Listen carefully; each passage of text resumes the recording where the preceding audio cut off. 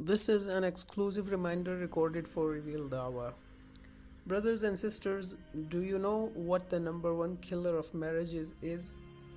It's not what you think. It's not money problems, lack of time, or even infidelity. It's something far more subtle, lurking beneath the surface, and chances are it's already affecting your relationship.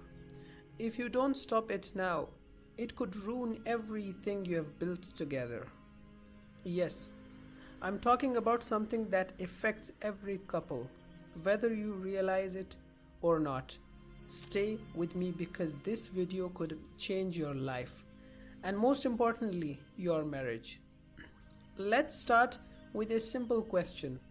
What's the one thing that you do every day that you think is harmless but might actually be destroying your relationship? I'll give you a hint. It's not about what you do with your partner, but what you do without them. It's the negative self talk, the unchecked anger, and the constant comparison to other couples that eat away the trust and the respect you should be building with your spouse. Think of it like termites. You don't see them, but they slowly weaken the very foundation of your home. Let me ask you this.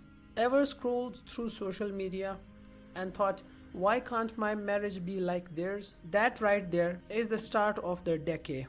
Comparison steals joy. And in marriage, it doesn't just steal joy, it steals connection, gratitude, and the ability to see your partner for who they truly are. This constant comparison can lead to resentment. You start to wonder why your spouse isn't living up to an unrealistic image, why they aren't as perfect as the couples you see online.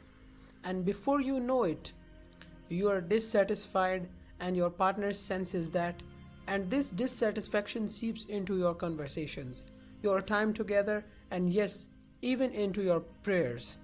But the worst part is, it can happen without you even realizing it. Now, let's talk about what happens next. The negativity grows, and suddenly, every little thing your spouse does becomes a trigger. You get irritated over the smallest things, like how they load the dishwasher or how they leave clothes around, and you begin to keep score. I did this, so why can't they do that? Does this sound familiar? It's a dangerous mindset.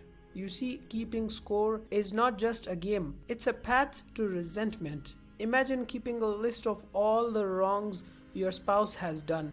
It's like planting seeds of anger in your heart. Over time, those seeds grow into a tree of bitterness. And we know as Muslims that the Prophet Muhammad sallallahu alaihi wasallam taught to avoid anger and resentment, as they are doors to shaitan. But it's easier said than done. So, what's the solution? Before we get there, let me share a story that might just change the way you see your spouse forever. I want to tell you about a couple I know. Let's call them Aisha and Ali. They were on the brink of divorce. Aisha felt unappreciated and Ali was tired of constantly feeling like he couldn't do anything right.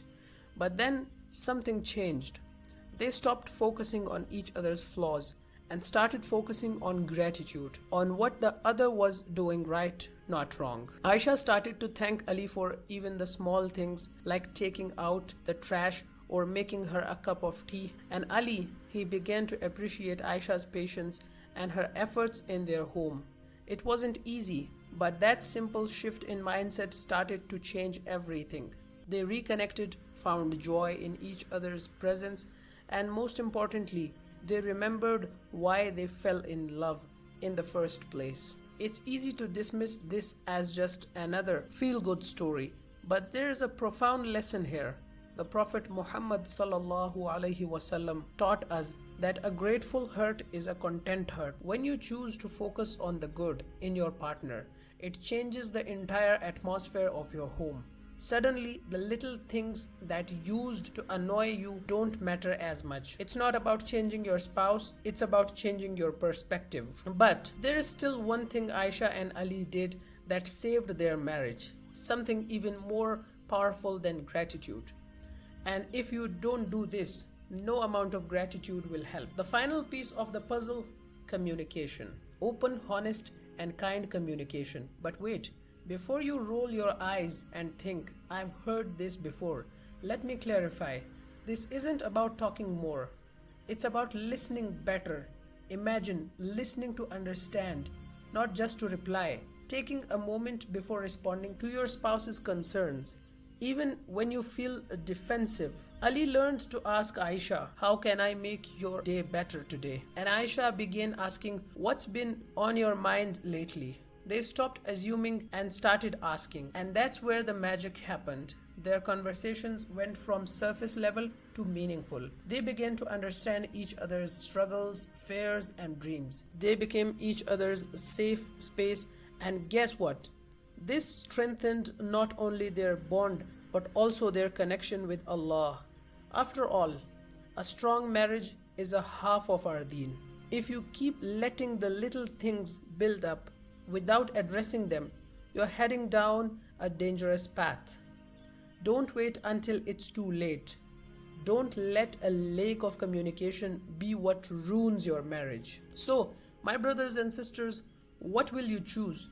Will you let negativity and resentment creep into your marriage, or will you fight back with gratitude, patience, and meaningful communication? The choice is yours, but the time to act is now. If you found this message valuable, then I have another video that might change your perspective even more. It's all about the power of compounding. How small actions done constantly can transform your life, including your relationship. Click the link on the screen and start your journey to a better future. Not just for your marriage, but for yourself.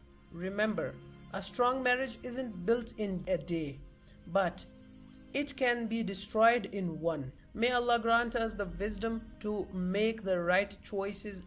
Ameen.